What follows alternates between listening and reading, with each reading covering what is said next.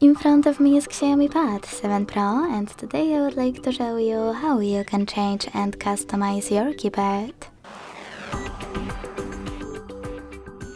Begin by launching your keyboard and clicking on this icon of a color palette at the top of it. Then hit Theme on the left, tap on one of those. Manage key borders thanks to this switcher and hit Apply. To customize it though, go back to the same settings and use this plus under My Themes. Now click on the photo you wish to apply as your new keyboard's background. Pinch it to scale, drag it to move and hit Next. Adjust brightness by swiping left or right. Hit Done. Manage key borders and choose Apply.